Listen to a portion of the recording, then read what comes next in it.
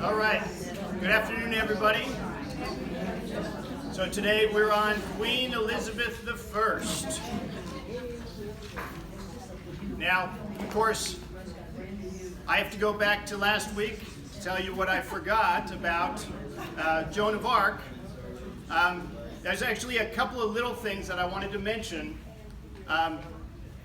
There was a big deal made about her wearing men's clothes, but there was and she had said that God had told her to, and she didn't want to change that, but there was also a practical reason for her wearing men's clothes, and that was her fear of being raped. In wearing men's clothes, she had more protection than if she was wearing a dress, and so that was also factored into it. Another thing, when she was on trial, she had an amazing memory for details as to the questions that were being asked. And so on occasion, they might ask a question that they had already asked, and she would reply, "I answered that last Tuesday." And they'd say, "No, wait a second, that's not true." And then they'd go back in the court records and say, "Yeah, you already asked this question." And so she had a fantastic memory for that sort of thing. So, Queen Elizabeth I. I want to say right off, before I get started on Queen Elizabeth, that I've tried on a number of these lectures to keep it within the bounds that I've been allotted, and I rather unsuccessfully. Tonight I'm not going to make a pretense at that. It is going to go over, and please believe me, I'm not offended by those of you who leave early, because I know, you had allotted a certain time too, and you have other things to do. So if you need to leave, it's perfectly all right. I'm not offended. So, Queen Elizabeth, how do you like that dress, ladies? It took a team of people to put that together and to dress her in that. Naturally, that's not something that she would wear every day, but for state occasions, that was quite an outfit. So our bibliography, this first one is just it's pretty much a children's book. Betka Zamoyska, Queen Elizabeth. This is something, if this is something that you want to learn about Elizabeth really quickly, and some nice pictures thrown in, this is a nice little book for that, mostly for kids, but it's kind of fun to go through picture books even when you're an adult. I sure do like that. Next one, Lisa Hilton, Elizabeth, Renaissance Prince. This one, I think, more than the others, I would recommend for a light summer reading. It's a very good biography, and it's entertaining to read as a whole life of Elizabeth. And this next one, J.E. Neal, Queen Elizabeth I, 1934. More in-depth, a little more scholarly, but all in all a very good read. This next one, I'd like to know if anybody recognizes that name, Lytton Strachey. Very good. I'm impressed.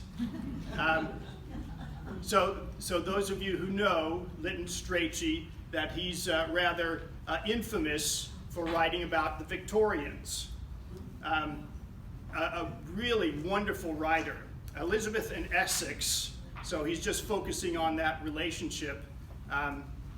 He writes like a novelist. It's very enjoyable reading. I thoroughly enjoy this book in particular, not just because it's informative, but his style is just wonderful to read. Next one, Sarah Gristwood, Elizabeth and Leicester. The lifelong love of Elizabeth, and we'll talk about this in a minute, was Dudley, Earl of Leicester, and this focuses on this most significant relationship in her life. And then, of course, Alison Weir, The Life of Elizabeth. And as you know, Alison Weir became famous for The Six Wives of King Henry VIII. Always a good read. Whatever she writes is well worth reading. And now to the movies. Betty Davis did Queen Elizabeth twice. This first one, The Private Lives of Elizabeth and Essex. I really like this movie, not because it's historically accurate, because it is definitely not. But how can you miss with Betty Davis and Errol Flynn? Betty Davis, what I think, she was like in her late 20s, maybe 27, and she's portraying Queen Elizabeth in her 60s. But this is how you would wish it would be if you could say, I want it to happen this way. Essex, the real Essex, was nothing like Errol Flynn, sadly, but a really good movie. And then she played the Virgin Queen in 1955. And we have Betty Davis, Richard Todd, and Joan Collins.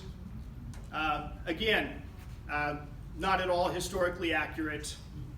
And frankly, I didn't quite like this one as much as the first either. This one is mostly about her relationship with Sir Walter Raleigh. And not very good. The next one, Elizabeth, Cate Blanchett, wonderful actor. I would have wished that the screenplay was better, because Cate Blanchett is just a marvelous look for Elizabeth, and she has a great voice for her too. But again, historically, not very accurate, and I think some of the supporting cast were just so, for me anyway. And again, the relationships, this focuses somewhat on the relationship with Earl of Leicester, and they totally mangle that. Not accurate at all. And then again, Cate Blanchett, Elizabeth the Golden Age, and this focuses around the 1680s and the Spanish Armada and all of that. So again, Cate Blanchett I really like. Her voice is great. I could have wished for a better screenplay though. And then finally, we have Helen Mirren, who played Elizabeth. Again, great actor, Helen Mirren. And this focuses on her later years. Some very good scenes here. All in all, I would give it, I kind of liked it. It has its moments that are brilliant, but too much of it for me, again, is just kind of messed up. The Earl of Essex, played by, I forget which one of these guys is Essex, but I didn't like him at all. He didn't come off as a character who inspires the kind of following that Essex really had. He came off to me as kind of pathetic, but that's me. So, moving on. Background, we all know King Henry VIII reigned from 1509 to 1547. 6 wives, 3 children. He had Edward VI, who was the son of Jane Seymour. He became king when Henry died, but of course, sadly, Edward was not a very healthy young man himself. He was 9 years old when he came to the throne. He died at 15, probably of tuberculosis. But yeah, he was not a very healthy young man. And so when he died, Mary, the daughter of Catherine of Aragon, became queen, and she reigned for about 5 years and she also died of cancer around about the age of 42. So here we have King Henry, then we have Edward, and then Mary. And during this time, as you know, a lot of turmoil in Europe over the battles between the Catholics and the Protestants. And England was going through a lot of turmoil deciding whether to go Catholic or Protestant. Henry, of course, was the first to break away, created the Church of England. His son, at the age of 9, he had his regents who were Protestant, and they were continuing the Protestant church. Mary was Catholic, and that's why she later became Bloody Mary, because she was persecuting the Protestants. Something like 283 were burned at the stake during her reign, and so she was not well beloved. And she had married a Catholic prince, Philip II of Spain. And a very tragic life, I think, all in all. During her reign, being married to Philip II, she wanted desperately to have an heir to keep the Catholic faith in England. She had 2 false pregnancies. She was so desperate that she really believed twice that she was pregnant. And both times she was disappointed. And so she died of cancer. And Elizabeth, whose life was hanging by a thread during some of this time, because she was suspected of wanting to follow her father in the Protestant faith during Mary's reign, and was sent to the Tower for a few months anyway.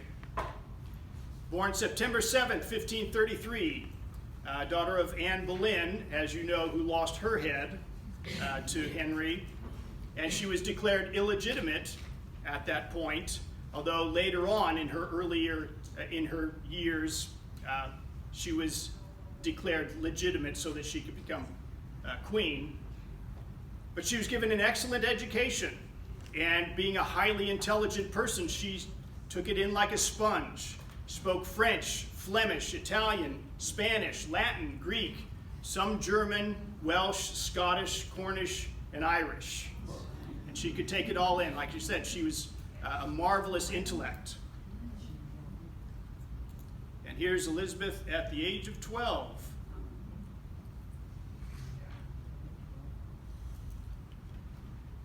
And so, as she's growing up, as I say, she was sent to the Tower for a few months on suspicion of treason, and treason being wanting to bring England back to the Protestant faith. And as Mary was dying, and she knew she was dying, she pleaded with Elizabeth to keep the Catholic faith. And Elizabeth would not make any commitments to her. To her credit, she was not going to lie. So Mary died. Elizabeth is crowned January 15th, 1559. And there she is, her coronation portrait. She's 25. And I do not get that collar at all. That seems very awkward. Even by the standards of the day, it looks awkward. So, she becomes queen. I'm going to go over some of the foundational information for you. She was very fortunate, not only that she had good counselors, but that she knew that she had good counselors. One of her talents was to spot talent, and she kept some of the best. And we're talking not just men who were good at their jobs in England. As you know, some of them are very recognizable names, world famous for their intellect. So we have William Cecil, Lord Burghley, her main counselor throughout her reign until 1598 anyways. Very faithful, very smart guy, knew his job, very loyal to Elizabeth. Francis Walsingham, who was Elizabeth's spy master, a very sharp guy who uncovered a lot of plots against Elizabeth, as we'll talk about in a little bit. Robert Cecil, who was William's son, he became, later on in the 1590s, he became a very prominent member of the Privy Council. Again, very intelligent and wise man. And of course, Francis Bacon, that everybody knows that name, he became Elizabeth's legal counsel. Later on, again, this is the 1590s. Elizabeth at first didn't like him much. For something about his personality, she didn't care for at all. But she began to recognize, despite the fact she didn't like him, that here was a mind that was well worth listening to. So here we have some of her lead counselors. William, Francis, Robert, Francis again. Now, Elizabeth, at the age of 25 in 1559, comes to the throne, and immediately she's bombarded with, who are you going to marry? Not, are you going to marry? Who are you going to marry? Soon, who are you going to marry? And there is no lack of suitors for her. So Elizabeth, as we know, from an early age, did not like the idea of getting married. Even as a teenager, she had said several times to her friends that she probably didn't think that she would get married. She just didn't like the idea. And once she became queen, she's liking it even less, because she figured she would have to give up her sovereignty as queen. On the other hand, make no mistake about it, Elizabeth loved men. She loved tall, handsome men, and she practically had a harem of them around her throughout her reign. She enjoyed it tremendously. She would say over and over again to such individuals that I just cannot do without you. More than one man. And of course, there was the need to produce an heir to the throne. This made a lot of people very nervous. As you well know, if you do not have an heir to the throne and the king or queen dies, you usually have a war in which many people die and the whole nation is in chaos. So it's very important. You must have an heir, or if not an heir, a successor who is named and everybody recognizes. Elizabeth had neither. So, as the years went on, a few years later, and she's not yet married, and we'll get into her marriage suitors in shortly, but by 1566, Parliament is very nervous, and they have been for a few years now. Why are you not married? This is very scary. This is in the day when life could be very cheap. You could drop dead at any moment of some disease or an accident, and the whole nation would be in chaos. So Elizabeth is needing some money. She has to call Parliament in order to get it. So she calls Parliament, asks for money, and they immediately say, you must name a successor. You don't have an heir, you don't even have a husband. You must name a successor. Elizabeth was very nervous about that. She didn't want to name a successor first. Secondly, she claimed pretty much, this is my business and not yours. She was totally outraged at Parliament because she believed that this was entirely up to her and nobody should question her on this. So her quote was, "I have promised to marry, and I will keep my word." And she would not name a successor. She actually, yes? Could she name a successor and change it later? Oh yeah, yeah. The problem though, there was a real problem for her in naming a successor. Because as soon as she did, that person has a real motive to kill her. And she had good reason to be fearful, because that kind of thing happened all the time in European history. So she scolded them very severely and said, "I'm not going to name a successor, but I promise I am going to get married. So that should be enough for you." And so they gave her 2/3 of what she asked and basically said, "That's going to be enough for you." So, getting to the man who was the most stable of the lovers that she had in her life, the longest lasting relationship, Robert Dudley. They were at least acquaintances in youth, if not friends. We're not really sure. I put friends in youth. That's probably too strong a word. We don't know that they were. They were at least acquaintances. He was imprisoned in the Tower at the same time Elizabeth was. We don't know if they had any communication at that point, but they were in the Tower at the same time for the same reasons. He was suspected of being a Protestant, and he spent a lot more time in the Tower, probably about 1.5 years, whereas she was only there for 2 or 3 months. But as soon as she became queen, one of the first things she did was give him the title of Master of the Horse, which meant that he could go riding with her as often as she went riding. And she loved going riding and loved spending time with Robert. Although at this time, when she first became queen, Robert was a married man. His wife was rather sickly. He didn't much care for his wife, but he was a handsome, tall, charming man, and Elizabeth loved him dearly.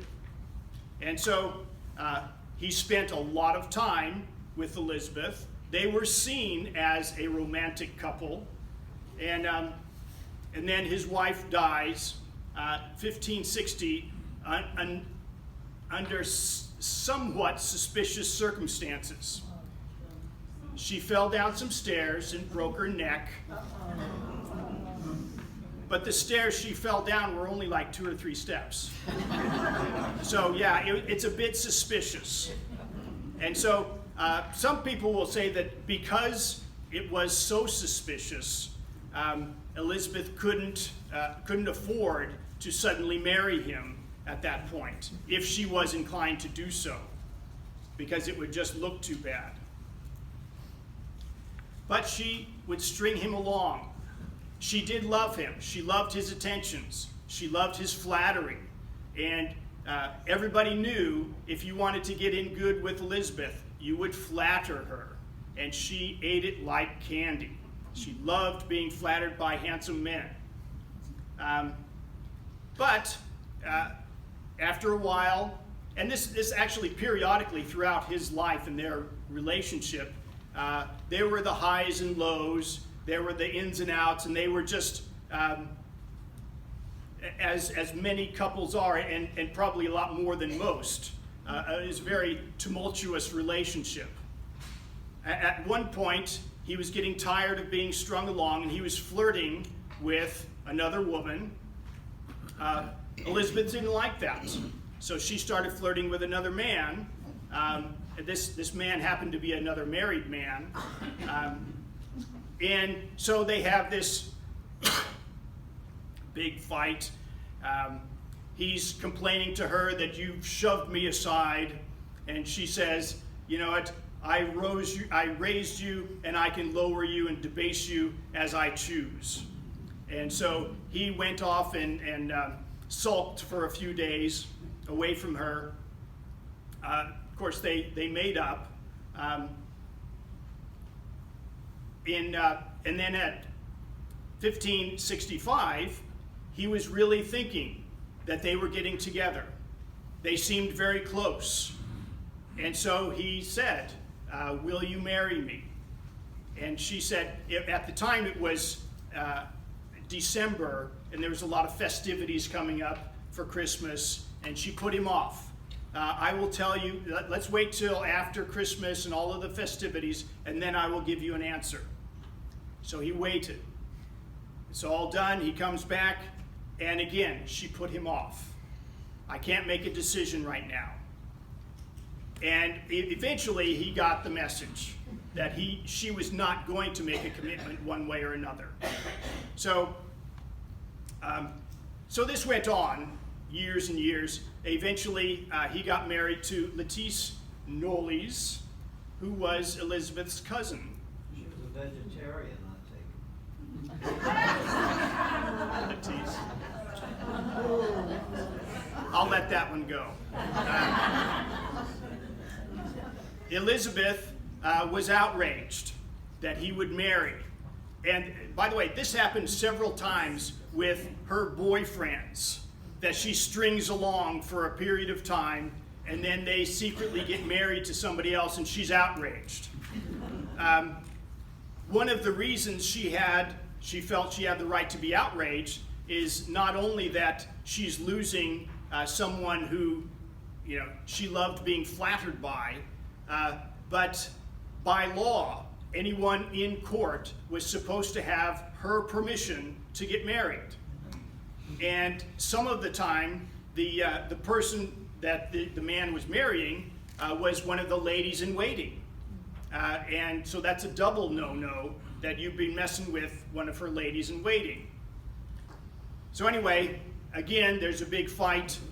They separate for some time. But they get back together because, as I said, she loved Dudley very much, despite all of the ups and downs. And so she invited him back to court and to spend time with her, and she totally shunned her cousin. She didn't like her at all and let her know in no uncertain terms. So here we have Robert Dudley, Earl of Leicester, standing next to Queen Elizabeth. And this is, of course, two different portraits next to each other. That outfit that she's wearing, or the portrait, is called the rainbow portrait, or the rainbow dress, I think, despite the fact that it's all orange. But another marvelous dress, don't you think? I like his. Yeah, how do you like that outfit? He's all blue. That feather in his hair or whatever. Yeah. So, there were many royal marriage prospects. I'm only going to name a few of them. King Philip of Spain, who is now a widower because Mary had died. He was married to Elizabeth's sister.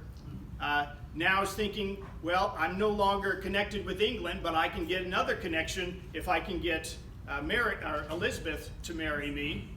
And so, once again, she strung him along, but she had better reason to string him along because she is now promoting subtly the Protestant faith. She's allowing the clergy of the Protestants to take charge again. She's not trying to do it overtly because she doesn't want to be invaded by the Catholic powers. But she is doing it. And she thought, if I can string Philip along for a while, as long as he's interested in me as a marriage prospect, he's not going to invade. So it worked for a little while. King Eric of Sweden, another suitor. These first two, by the way, actually the first three, she would never meet face to face, but there was a long series of letters, and the ambassadors would come and present their case to her. For a number of them, she would say, one way to hold them off was to say, I haven't seen him face to face. So I'm certainly not going to marry someone I've never seen. And so they would say, well, are you going to invite them here? Well, no, I can't do that. I can't invite them here. It would be unseemly of me to invite them. So how are we going to meet them? That was a conundrum that she didn't want solved, but she could hold it up as a delaying tactic. So King Charles IX of France, who was 14 when the marriage was first proposed, she's 32, but that didn't matter. What mattered was, here we have a connection with France. If you don't want a connection with Spain, how about France? A very powerful country, France. And they are Catholic. You don't want France invading either. So why not? So again, she would lead them on, make them think that this was possible. And this actually, twice, his name came up. At first when he was 14, and then it was dropped for a while. A few years later, I think he was 19 or so, they brought it up again, and again she would lead them on for some time before they finally figured it out. The most colorful of them, though, Francis, Duke of Anjou, he was 17, and this is, by the way, the younger brother of Charles IX. First at 17, then at 24, the Duke of Anjou was a potential for Elizabeth. And so, again, she's saying, look, I haven't seen him. I'm sure he's very charming and all that, but I'm not going to marry somebody that I haven't seen, and I can't invite him either. So she's talking to the ambassador of France, and it just so happened that the ambassador was also a very handsome, charming man. And when he came and presented his suit of the Duke of Anjou, Elizabeth was really taken with him. And people were thinking, wow, is she in love with the ambassador now? And as I said, Elizabeth loved handsome, charming men. And she would spend time with him, and she gave them nicknames too. This guy, the ambassador, was her little monkey. And she would spend time with him, and people would look, and they say, what is going on? She just loves these men. And so the Duke of Anjou, being a little more forward than the rest, and with a lot less dignity, decided he was going to meet Elizabeth. So he came secretly to England. So here are the four men that I've been talking about. The Duke of Anjou, here's this cute little button right here. And as it happens, the Duke of Anjou was a really colorful character. We believe that he was bisexual and that he was a transvestite. He loved dressing up in women's clothes. So anyway, let's stay right here. So he came to England, and supposedly secretly, he came to England, he met Elizabeth, and Elizabeth really liked him. Again, he was a charming sort of guy, loved to flatter women, and told Elizabeth how deeply in love he was with her and how wonderfully beautiful she was. And so they spent time together. And again, people started thinking, wow, this could be it. He's not the ambassador. This guy is royalty. He's the younger brother of the King of France.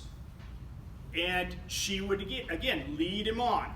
And historians are somewhat divided on when Elizabeth was simply just leading someone on and when she was serious, if at all. As I say, many times, even in her youth, she would say things to the effect of that she never would want to get married. But then the pressures of being queen, she may have changed her mind, and several times she would say to some of these suitors that you are definitely the one, and I'm planning this should be it. Now, there were other problems though. England is a Protestant nation. France is a Catholic nation. The Duke of Anjou is not going to give up his faith to become a Protestant. So, the negotiations started. What can we do about this problem?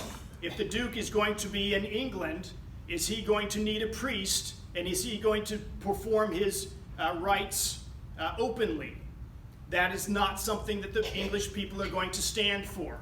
Parliament will not stand for it. So the negotiations went on, and finally it was broken off because the Duke of Anjou, the proposal was, look, you can keep your faith if you have your priest in private, and you can have the Eucharist and all of that, and say your prayers and do confession, but only in private, not publicly. And that was the sticking point. He would not go for that. Or at least the nation of France, who was also involved, would not go for that. So ultimately that failed as well. And we have some other love interests. I'm not going to name them all because, after all, I only have a few hours here. There's Christopher Hatton. In 1571, he became her favorite, and he stayed single. He did not get married for the sake of Elizabeth. Now, the reason that I have this guy up here, even though he's a name that is not well known at all, there is a letter that he received from a friend in reply to a letter that he had sent to this friend that we don't have. The big question about Elizabeth, or one of the big questions, is, did she die a virgin? And we don't know, of course, but there are hints that she may not have been. Of course, the rumors were constantly going around, and the ambassadors, the various ambassadors of Europe, were always questioning, always asking, and they would bribe her ladies-in-waiting. Is she having sex with anybody? And they would always reply, first of all, Elizabeth is almost never alone. She almost always has her ladies-in-waiting. And even when she has some alone time, the ladies-in-waiting are not far away. They know what's going on. And so they would always reply that no, we have no knowledge of her actually having sex with anybody. And they even asked, oh, does she have her monthly period? And the ladies-in-waiting would tell, yes, every month regularly she is having her period. They wouldn't betray her anyway, would they? For money, yes, they would. And as I said, a number of them got married against her will and faced her wrath because of that. There was more than one that went to the Tower because she betrayed Elizabeth. So, Christopher Hatton, the reason I bring up him is he received a letter that was in reply to a letter that he sent to a friend, and it was a letter of anguish that he had sent to his friend. He's so frustrated with Elizabeth that now Elizabeth at this point seems to be turning away from him, not giving the attentions that she once did. And the reply was, probably the reason that she has lost interest in you is that you satisfied her and now she's done with you. That was the suggestion, and that's like the hint that we have that maybe, possibly, they had intercourse. That's just a hint. We do not know for sure. Then we have Sir Walter Raleigh. Comes along in 1581, one of the most brilliant of the bunch. Of course, he's very arrogant as well, but What was he? He was an explorer, a soldier, inventor, scientist, historian, philosopher, poet, orator, politician. And he was another one who married one of the ladies in waiting and was sent to the Tower for it. There is a particular poem that he wrote that I find absolutely wonderful, that has nothing to do with Elizabeth, but is one of my favorites. There is a poem. I'm not going to read it, but it was a reply to a famous poem by Christopher Marlowe, The Passionate Shepherd to His Love. Is anybody familiar with that one? Mm-hmm. Wonderful poem. And I'm just going to read the first stanza. Come live with me and be my love, and we will all the pleasures prove that valleys, groves, hills, and fields, woods, or steepy mountain yields.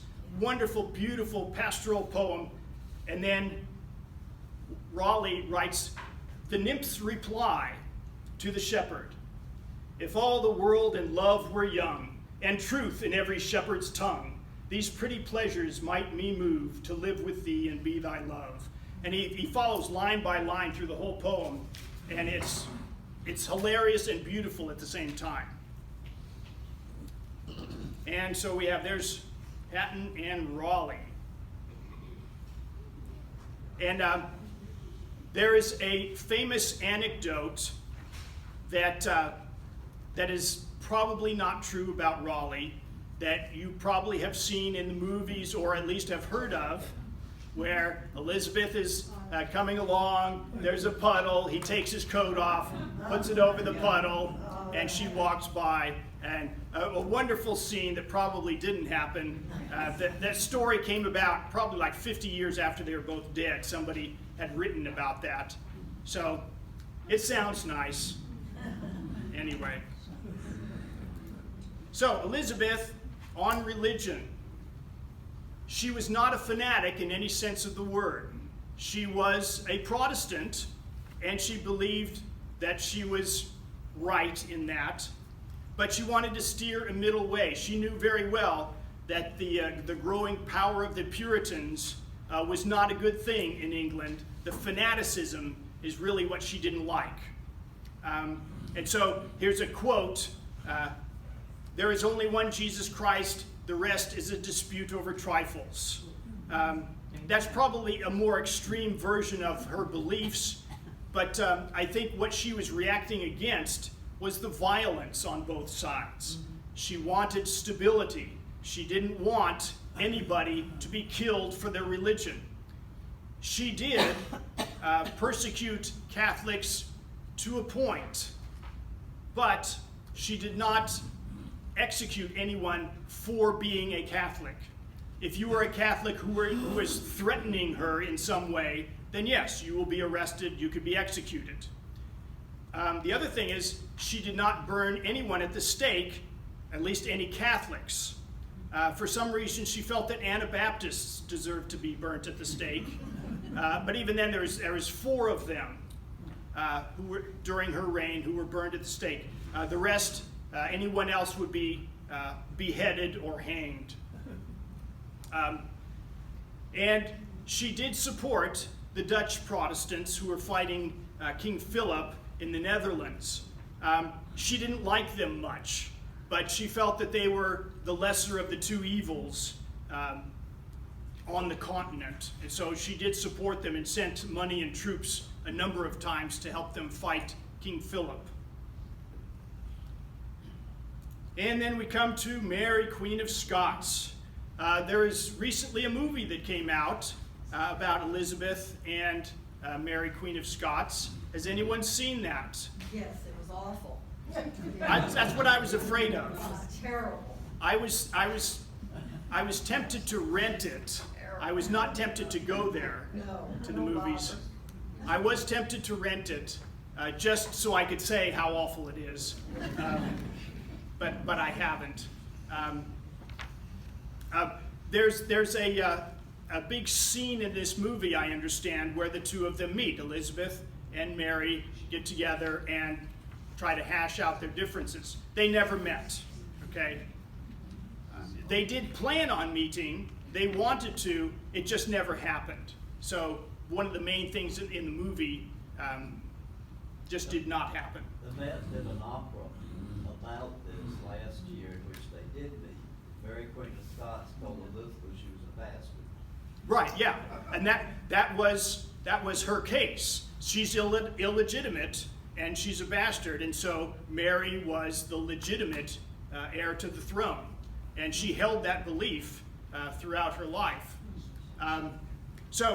Mary was the granddaughter of Margaret Tudor, or she was the great-granddaughter of Henry VII. She was the granddaughter of Margaret Tudor, Henry VIII's sister. So she's the daughter of James V, who was the King of Scotland. She was born in 1542, and at 5 years old, they sent her to France to be raised. And so she married Francis II, who became the King of France, and then quickly died. So there's Mary, Queen of Scots. Why did they send her to France? Probably a better education, better atmosphere. Scotland, and back in those days, was a very barbaric place, very violent up there. So it was a good move, really. Much better education she could get. So Mary, she became Queen of France. She was married, I believe, at 16. Then the king died, and she became queen at 17, and then she was widowed at 18. And then quickly sent back to Scotland. So she went back to Scotland where she could be queen, and she married Henry Stuart, Lord Darnley. She fell madly in love with him because he was a flatterer, a handsome guy, very charming, and he turned out to be a truly awful, horrible man. She had a son, though, James, in 1556, and not long afterwards, Darnley was murdered. He was not just a terrible person to marry, he was a really awful person all the way around. And there's so many factions in Scotland at the time. Your life was almost always in danger if you made a stand in any direction. And so Lord Darnley was, the house in which he resided was blown up. He escaped, and once he got out of the house, then they murdered him. And not long after that, she married the Earl of Bothwell, if anything, an even worse human being. One of the men who was involved in the murder of her first husband, or I said rather second husband, Lord Darnley. Now there is some debate. Yes. On the last screen, didn't you say she was born in 1542? How did she have a kid in 1556? It's possible. But she was married. No way. You know, I could be wrong on that. Yeah, that.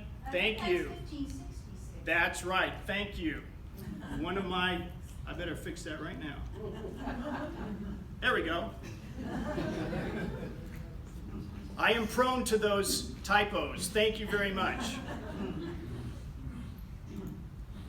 So good at math. Yeah. Okay. Getting back on track here. So she had married Earl of Bothwell. Now there is some debate, historically speaking, as to whether she was forced into this marriage or not. Some will say that she went willingly. He did kidnap her and took her to a place to get married. We don't know whether it was willing or not. On the one side, historians will say we really believe that he kidnapped her and raped her, thus convincing her that she had no option but to marry him, which is possible. He truly was an awful human being. It is also possible that he convinced her of his love for her, and she was a rather gullible person. if you're looking for a hero, and this is one of the things, I read an article about that movie and how they were trying to portray Elizabeth and Mary as these great feminist icons, as both of them were presented in the movie. Elizabeth is a very good person to look up to. Mary is not. Mary had her virtues, but she was a rather, in many ways, just a pathetic person. She had very poor judgment, as we see in her marriage.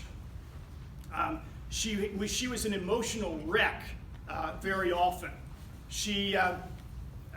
We might call her bipolar today, where she was very excited, very energetic, and then she was in the depths of despair, where she could lay around for days, totally depressed. So, anyway, so she married Earl of Bothwell,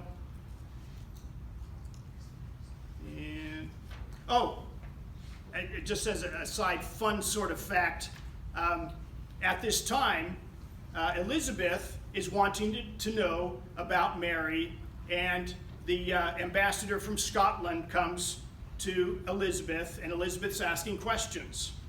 So how tall is Mary? I hear she's kind of tall, and she is. She was either 5'11" or 6 foot tall. So that was pleasing to Elizabeth. She's obviously gangly looking woman who's not very attractive. That's way too tall. How is she at music? Can she play? And the ambassador said tolerably well. And so a series of questions like that.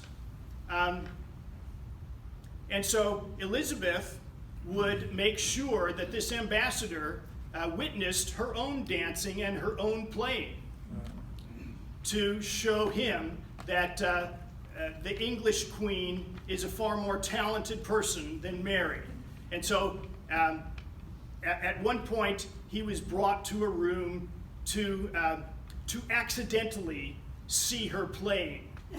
And so she would be surprised, "Oh, I didn't notice you were here." And what did you think? And of course, he would say, "Marvelously well. How's my dancing? It's excellent, superb."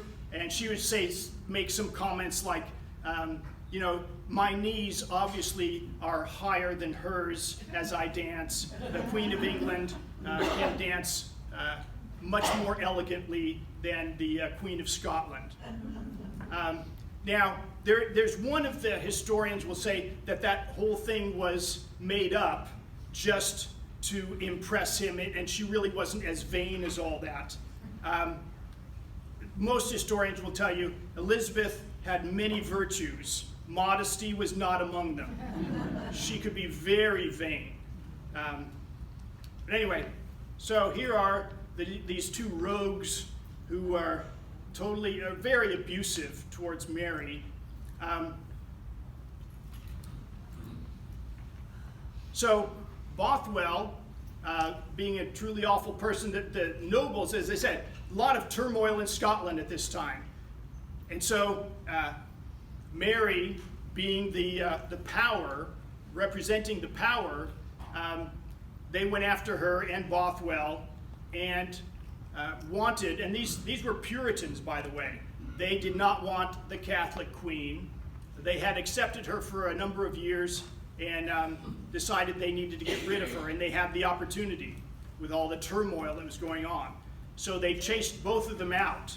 Bothwell went to Denmark and was immediately imprisoned for the rest of his life. Mary went into England and expected to get asylum there. So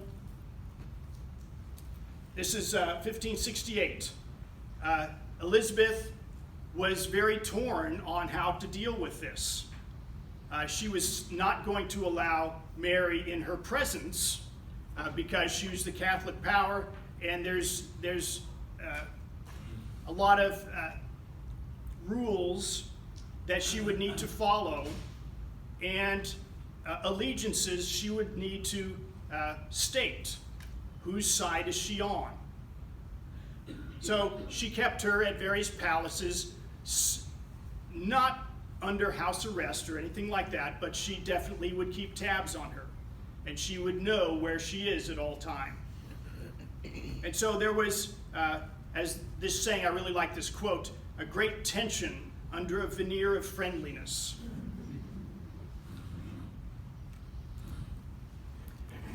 Mary immediately is thinking of plotting to overthrow Elizabeth.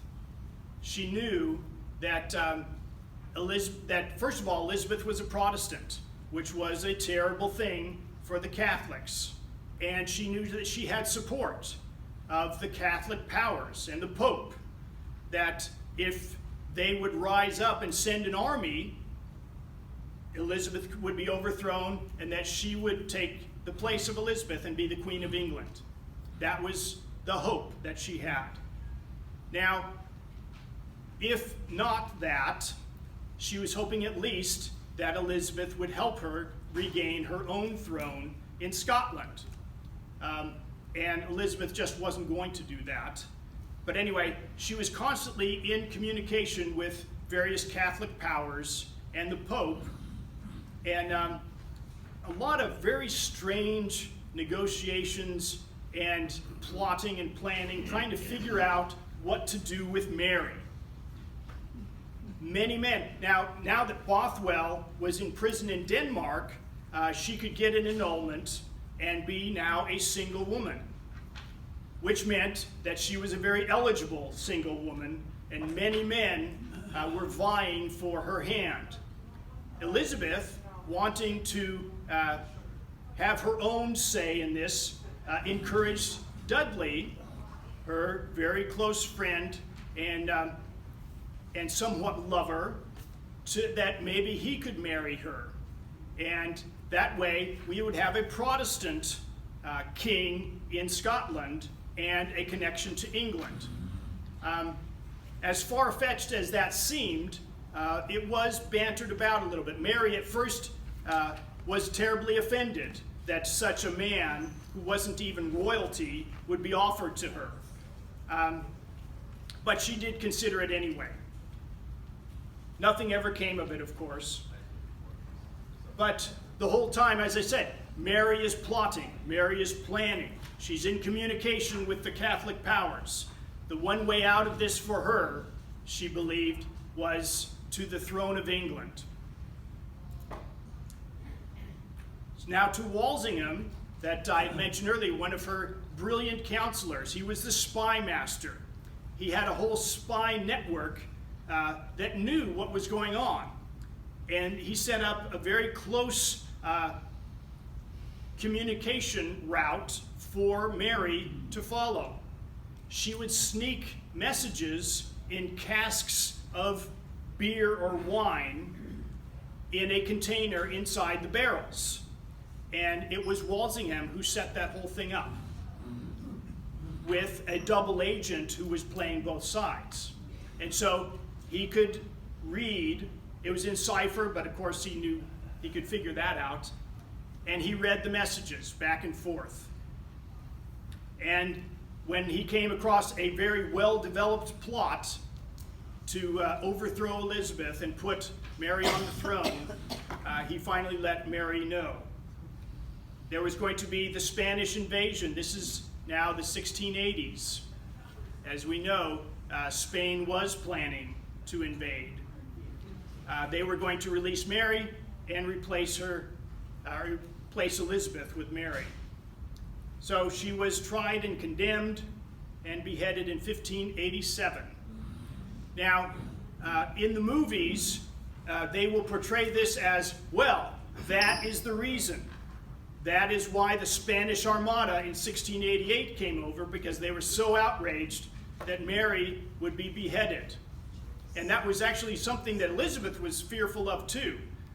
But Philip II was already planning. The ships were already being made. It was going to happen. As a matter of fact, it would have happened in 1587 except for Francis Drake, came down and burned a whole bunch of his ships, and he had to put it off for another year. So that was not the reason. So here's the execution of Mary. There's a side story about this that's really pretty interesting about it, that reveals a lot about Elizabeth. Elizabeth had no problem executing several of the people who were involved in this plot. As a matter of fact, the 4 of the ringleaders were going to be partially hung, cut down before they died, and then disemboweled while they were still living. That was the plan. The first guy, they did that to. They hung him for just a short time, cut him down, cut him open while he was still alive. But he actually started, the crowd that was watching this spectacle was horrified at it, to their credit. And so the rest of them, the other 3, were just hung until they were dead. But anyway, even though it was obvious that Mary was involved in this plot and that she had been involved in many communications that were treasonous, Elizabeth was very reluctant to sign the order for her execution. Her counselors were imploring her, "You must do this. If she lives, there will be more plots. You know there will." And so finally, very reluctantly, she signed the order of execution. And then when she handed it to the guy who was supposed to deliver it, she said, "Okay, hold on. I don't want you to deliver it yet. Here's the order. It is signed. Don't deliver it." She was kind of playing both ways. And again, she was very torn inside. Not just that Mary would be executed, but that she would be responsible for Mary being executed. She actually had hinted to some of her counselors, maybe Mary might commit suicide. Or she might die of some accident. You never know. But her counselors, to their credit, said, "No, that is not the way it's done." And so Elizabeth was very torn, as I said. And so she delivers the order of execution. She hands it to the guy and says, "Don't deliver it yet. Wait till I tell you to." He delivers it anyway. Because, and this is the rest of the counselors are saying, "Look, we have to do this, and we have to do it now." So they did, and she was executed. They say it took 2 whacks to get her head off, but she was executed. And she went gracefully. And one of the more brave things that she did was to face it bravely. And of course, she would consider herself a martyr to the cause of the Catholic faith. And so she was executed. When Elizabeth found out, she was outraged. She was in a fury. She was the man that she gave the order of execution to sent him immediately to the tower. And she wanted to hang him. "You disobeyed my orders." And she knew that her other counselors were involved in that. And she banished them all from court. "I don't want to see any of your faces in here again." And so the witnesses will tell you she was terribly distraught, weeping, upset, crying, and for days she ate very little and slept very little. It was several months before she finally came around to the fact that that was a good thing that she did. And I think it was like 4 or 5 months before she allowed her counselors back into her presence. So it kind of gives you the reason that she was so reluctant? Well, Mary was an anointed queen, okay? That is a chosen by God person. That was another idea that, many people had in their head. This is something that you don't do. You go back to the Bible. David would not kill Saul because he was the anointed of the Lord. And they would look to passages like that, say, it doesn't matter what the king or queen does, you are not supposed to do this. And that was weighing very heavily on Elizabeth. And of course, she was fearful of Spain and France saying, you know, this is now going to be a crusade that they are going to be on to get me because I've done this. So there are a number of things that she was very cognizant of. And just for fun, I wanted to show you the Tower of London. So often you hear of this. Someone was sent to the tower, and there it is. It was actually a palace. It's not just a prison. That was only one small part of it. Not one of the nicer palaces, but it was a palace nevertheless. It was also an armory. And yes? So how were they treated? They were treated in the prison of the tower, not the palace part. So there's different parts of the palace. She sent lots of people there for periods of time. Right. Then they got out. So how were they treated while they were there? Were they just guests? No. If you are sent, the term sent to the tower does not mean you get to stay in my palace. It means you're going to prison. It was the most famous prison of London. So, yeah, it was also used as a palace, but it's never used that way when you say sent to the tower. And so we come to the Spanish Armada, 1688. The plan was for Philip II, and by the way, Philip II and the Spanish, yes?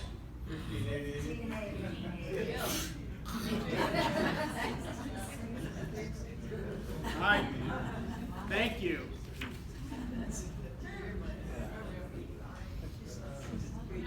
Well, I'm messing up today. Okay, 1588. Okay, so the plan. Philip II of Spain gets together this armada, 130 ships. He is going to first hook up with the Duke of Parma in the Netherlands. He has a large army there, 16,000 troops, and then they're going to cross the channel and invade England. That was the plan. The defense, we have Sir Francis Drake, the great hero, who has raided the Spanish shores many times. He is going to harass and disorganize the fleet, if not destroy them. And they were mainly counting on his ability to disorganize rather than destroy. So, and then there you have the Dutch Protestants to interfere with the troops on land. And so the Armada. The Armada comes through. Sir Francis Drake does not accomplish what he intended the first day. They make it through there at Gravelines, which is near Calais, and they're planning on hooking up with the Duke of Parma, getting these transport ships, get these 16,000 troops loaded on, and then crossing the channel. During the night, somebody had the bright idea to send fire ships, only about 7 or 8 of them, across to scare the sailors in their ships at Gravelines. And it worked beautifully. One of the greatest fears that sailors have is fire on these ships. None of the ships of the Spanish Armada caught fire. But it did the work, because as soon as they saw these fire ships coming, everybody panicked. They cut their cables. They did not pull up the anchors. They cut the cables and got the heck out of there as quickly and individually as they could. So the fleet was completely scattered and disorganized. And they kept going towards the east and not across the channel. And so, and then of course there was a storm that made it even worse. And so they had to give up the whole thing. One of the other problems that the Spanish had were the Dutch Protestants interfered with the transports. They could not get their 16,000 troops loaded onto the ships because it was just too dangerous. The waters were being patrolled by the Dutch, and these transports, boats, are very easily sunk. So they didn't get any of the soldiers. And so they sailed back around all north of Scotland, back down around England and around Ireland, the ones who made it. Many of the ships were shipwrecked somewhere along the way, and many of them were butchered by the Irish when they crashed on the shores. So here's the fire ships. And it's at this point, right after this happened, Elizabeth gave a very moving speech to the troops. The danger was not over. In the movies, she gives this speech ahead of time, because that, in our minds, it's the Spanish Armada that is the danger, and so she gives this speech just before the Armada comes. She actually gave it right after they left, because the danger was still there. The 16,000 troops, people were still afraid that they might come across the channel. So anyway, Elizabeth... So how does this fire ships work? I mean, what happens to So, the crew? you jump ship. And another thing that they did was they kept some of the cannons on there and explosives to blow up. So you make sure that you have the right wind, the ships are going in the right direction, and when these fire ships are seen on the horizon coming towards these sailors, they panicked in a hurry. And so, yeah, terribly fearful, because they knew if those fire ships reached this glut of ships all together, it could wreak havoc and destroy almost all of them. So yeah, very effective. So I was searching for someone to give this speech its due. And to tell you the truth, I couldn't find anyone, any actor who portrayed this speech as well as I imagined it to happen. So I've settled on this one, and I don't even know who this is, but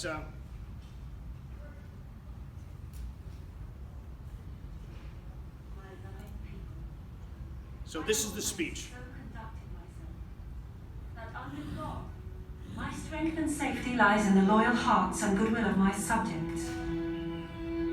So I come amongst you at this time, not for my recreation, but being resolved in the midst and heat of battle to live or die amongst you all, to lay down for my God and for my kingdom and my people, my honor and my blood, even in the dust. I know. I have the body of a weak and feeble woman, but I have the heart and stomach of a king, and a king of England too. And I think foul scorn that Spain or any prince of Europe should dare to invade the borders of my realm. To which, rather than face that dishonor, I will myself take up arms beside you. I will be your general and your rewarder for your virtues in the field. We know that you already deserve rewards and crowns, and we can assure you, in the word of a prince, they shall be paid to you. And take heed too of my lieutenant general, for no prince ever commanded a more worthy or noble subject as he. By your obedience to him, by your valor in battle, we shall yet win a famous victory over these enemies of God, on my kingdom and on my people!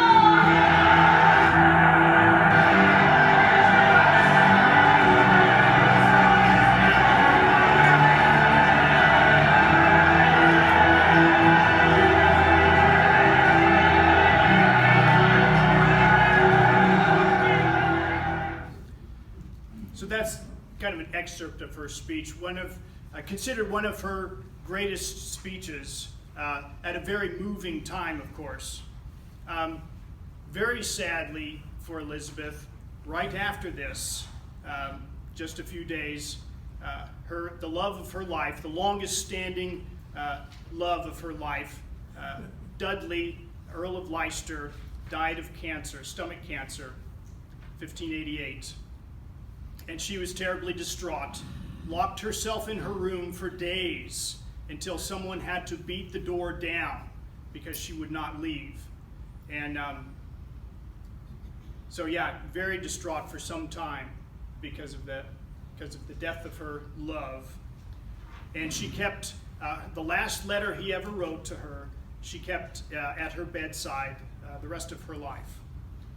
On the other hand, his widow, her cousin, she made sure that all the debts that Leicester incurred from Elizabeth were paid.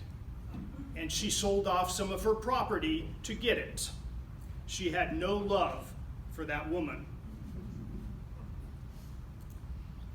And we come to the greatest rogue of the bunch, Robert Devereux, Earl of Essex. This is actually the stepson of the Earl of Leicester.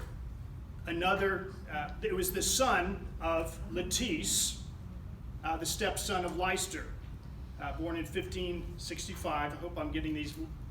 Now I'm getting paranoid. I'm not getting into these years right. So he was very charming, charismatic, affable, impetuous, and unlike many of the other loves of Elizabeth, he was beloved of the people as well. Most people did not like Leicester. Many did not like some of the others. Sir Walter Raleigh was a rather unpopular character as well. Essex was loved by the people.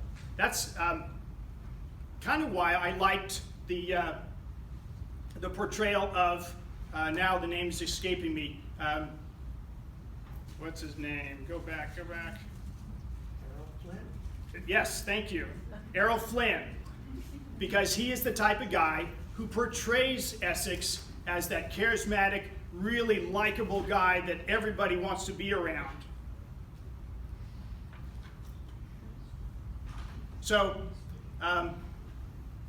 at the death, even before Leicester died, he was becoming the favorite of Elizabeth.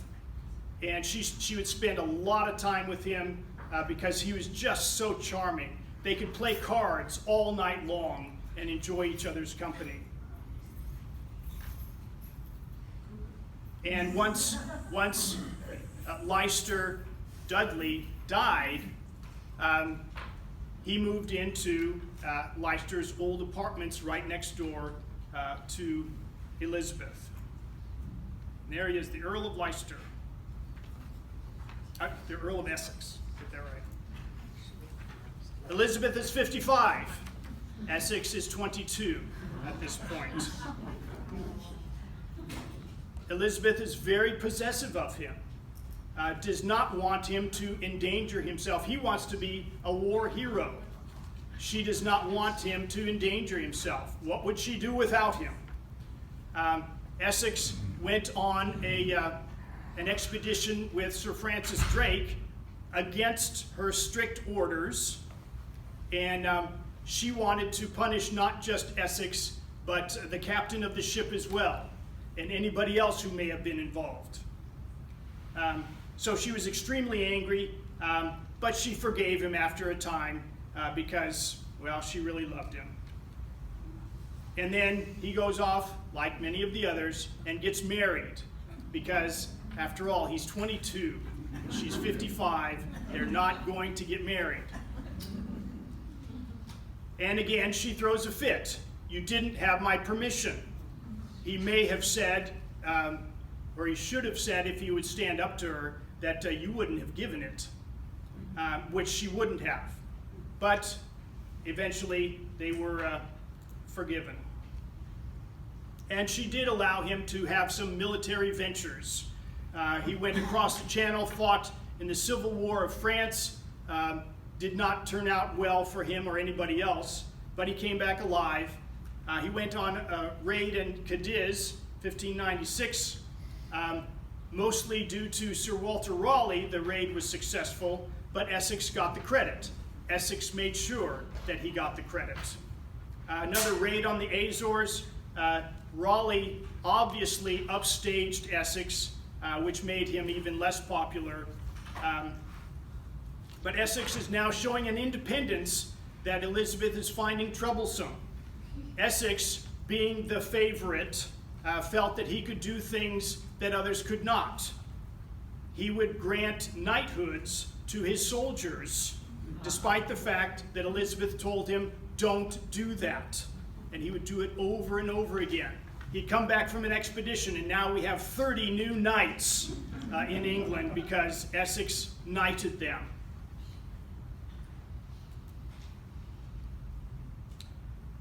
Then we have in Ireland, always a very tumultuous island, always troublesome in many ways. England, it's a very sad and awful history between England and Ireland.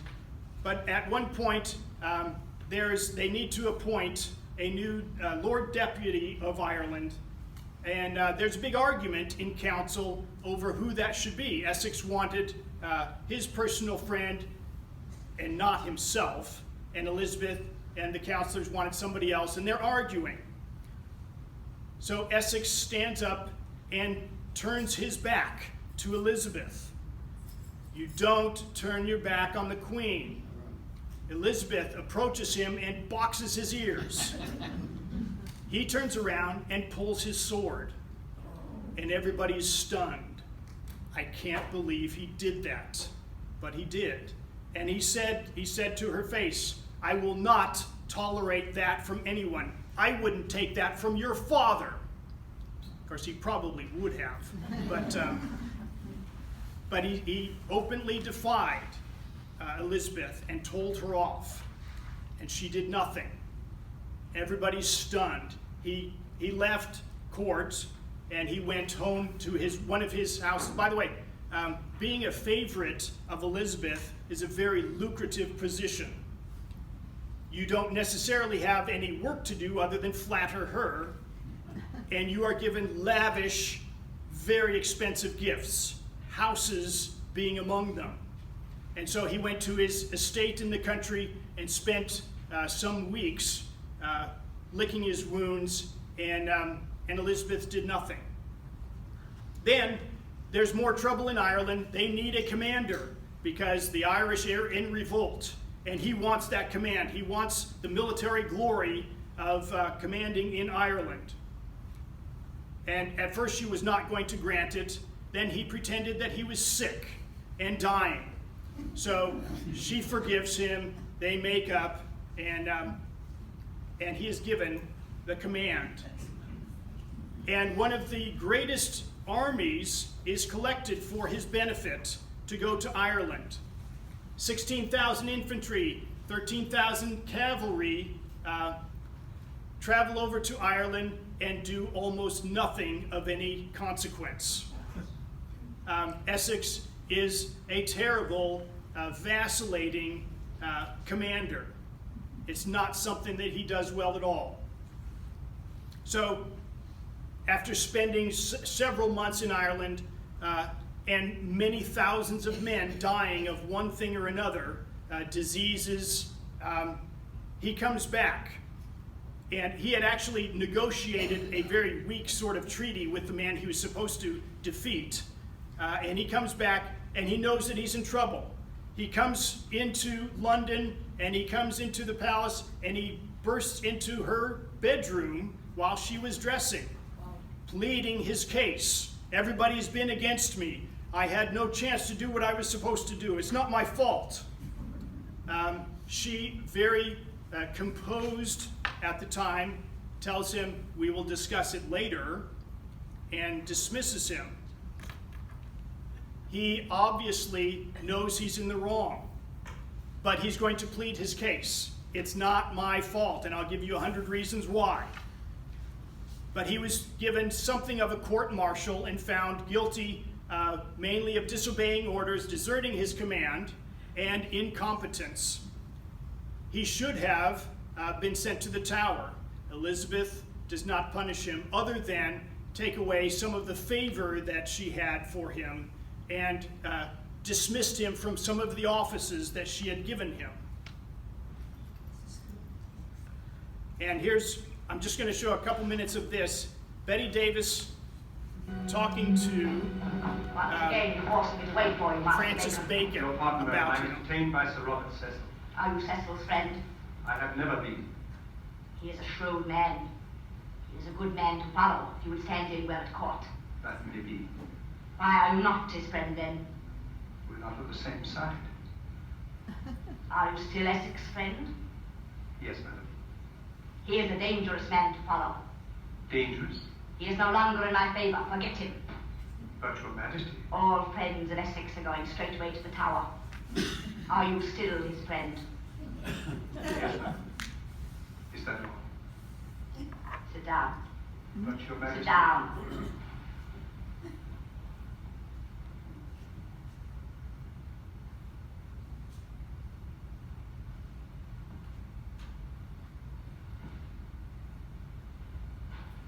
You don't believe me. Why? If you intended to imprison me in the Tower, I'd be there now. And no talk about it. You're shrewd. Perhaps too shrewd. If honesty were shrewd, madam, it would enjoy greater favor. Honesty. If I could only be sure of one honest voice. Tell me. You couldn't fail me, could you? So I didn't want to pursue that particular clip because it got into things that were completely not historical. So this was Betty Davis as Elizabeth, and she was talking with Francis Bacon about Essex. But I just love Betty Davis doing that scene. So Essex is removed from the favor of the Queen, loses all of his offices except Master of the Horse, and his allowance is cut off. No longer is she providing money for him, despite the fact he's deeply in debt. So he is down in the dumps, he's very depressed, still thinking very highly of himself, and he gathers together, since I said before, he was a very popular guy, and he had many friends, and he has this brilliant idea that he is going to force his way in to see the Queen and convince her of her errors. So he gathers together a few hundred men, and they are going to storm the palace. 1601, they march into London, and people are horrified. He had thought, hey, I'm a really popular guy. When they see me at the head of a crowd of soldiers, they will join me, because I'm going to say I'm coming to save the Queen. Nobody, or almost nobody, joined him. They were horrified. When they saw what he was going to do, they rushed to the palace to prevent him from storming the palace. So he gets through Ludgate, he gets to St. Paul's, and people, as I say, rush to the palace to protect Elizabeth. He sees that he has failed. He's not going to get in to see her. So he flees back to his home and is captured, along, at the time, 85 others. Elizabeth, it was well noted that she kept her cool through the whole thing. Many around her started to panic. Is all of London going to rise up in favor of Essex? They didn't know. They weren't sure. But Elizabeth kept her cool, and she would give orders to the soldiers and the guard as to what they should be doing. Of course, it was said that once it was done, she kind of collapsed in relief, but during the crisis, she kept her head. So Essex is now on trial for treason. He was very well composed during the trial, smiling. He pleads not guilty. After all, I was coming to save the Queen. The councilors, they're against her. Really, I was the guy who's going to save her from those evil councilors. And by the way, Raleigh was wanting to assassinate me. So I had every reason to do this. And of course, he was found guilty, sentenced to death. And it wasn't until he was at the block that he confesses his sins and how awful a thing that he did. So there's Essex at the block. So now Elizabeth is in her late 60s, and yet she's still dancing, she's still riding horses, for the most part, had enjoyed great health throughout her life. She did have an ulcer on one of her legs that did not go away, and she had that for years. Aside from that, she enjoyed great health through her life. And even now, she refused to name a successor. Even now, she was afraid that as soon as she did, someone would kill her and become the next sovereign. So here she is at 69 years old. She goes out riding for 10 miles. The next day, she goes out hunting and walking. Here's Elizabeth in her 60s, the last painting of her. And the death of Elizabeth, she started developing sores and ulcers in her throat. And the last several days, she did not want to lay in her bed, believing that if, as soon as she lay down, she would never get up again from that bed. And so this was something of a superstition. She would lay on the floor on pillows, and until finally her counselor said, "You really need to get in bed." And her last moments, on her last day, she's unable to speak, but the counselors are begging her, "Is James of Scotland your successor?" And she motioned with her hands that yes, he will be my successor. And so she dies, and a sapphire ring is taken from her hand and taken up to Scotland to James as a token of you are now the King of England. Any questions? Yes? What was James' relation? So James was the son of Mary, who was the great-granddaughter of Henry VII. He was likely to be Catholic. No, because he was, as a very young boy, he was taken by the Scots nobles as and raised by them, not by Mary. So he was definitely a Protestant. Yeah. Anything else? All right, thank you. Francis Bacon. Thank you. Right? What role did Francis Bacon play in this? He influenced the world. So for Elizabeth, Francis Bacon was like the legal counsel. But he did many, many other things. As someone who studies world history, you'd know him as one of the primary men who was promoting the scientific method. Yeah. He influenced the world. Right, yeah. But he lived many years past Elizabeth, too, so. Okay.